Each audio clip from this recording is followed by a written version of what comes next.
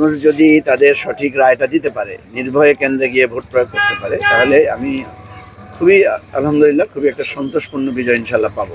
শুধু খোঁজ খবর নেওয়া শুরু করি নাই, মাত্র তো ভোট শুরু হলো, ভোট দিলাম। আমি আমার কেন্দ্রে ভোট দিলাম, আমার মা, আমার পরিবার, স্ত্রী সবাইকে নিয়ে আর কি।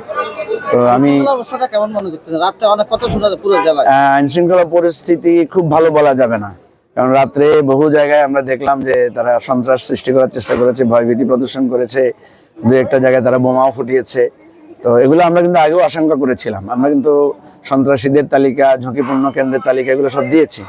তারপরেও প্রশাসনের এই নির্বিকার ভাবটা, এটা খুবই দুঃখজনক এবং মনে হচ্ছে যে এটার পেছনে একটা ষড়যন্ত্র আছে আর কি। সামাজিকভাবে কি মনে করতেছেন?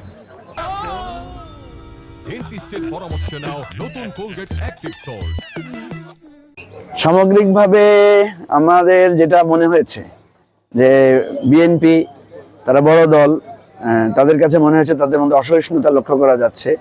মনে করা হচ্ছে যে তারা কোনো না কোনো কারণে নির্বাচনে পরাজয়ের একটা আশঙ্কা বোধ করছেন বলে বিভিন্ন জায়গায় তারা সন্ত্রাস শুরু করেছেন, এবং এই সন্ত্রাসটা অ্যাকচুয়ালি তাদের জন্য খারাপ হবে। যদি মানুষ ভোট দিতে পারে, মানুষ কিন্তু এইগুলোকে ভালোভাবে দেখবে না।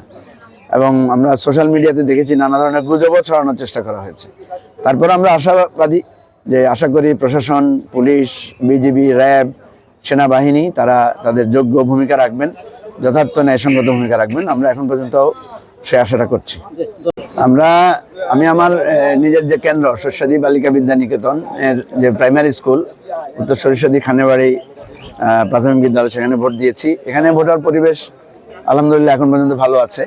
আমি এইমাত্র খবর পেলাম যে ফরহাদনগরে বিএনপির লোকেরা আমাদের নেতাকর্মীদের উপর আক্রমণ করেছে এবং সেখানে তারা হামলাও চালিয়েছে। আমরা প্রশাসনকে জানিয়েছি এই বিষয়টা। আমরা সকাল থেকে দেখতে পাচ্ছি যে বিভিন্ন জায়গায় তারা গণ্ডগোল করার জন্য চেষ্টা করছেন। এটা খুবই উদ্বেগজনক এবং আমরা গতকাল থেকেই সতর্ক করেছিলাম, বিভিন্ন সন্ত্রাসীদের তালিকাও দিয়েছিলাম, কিন্তু প্রশাসনকে আমরা সেভাবে খুব আন্তরিক পাইনি। তো আমরা আশা করব সেনাবাহিনী, তারপরে বিজিবি বা র্যাব যারা আছেন তারা যাতে এ ব্যাপারে দৃঢ় একটা পদক্ষেপ নেন আর কি। আমি বিভিন্ন কেন্দ্রে যাচ্ছি, দেখব এবং সেখানকার পরিবেশ খোঁজ রাখার চেষ্টা করব।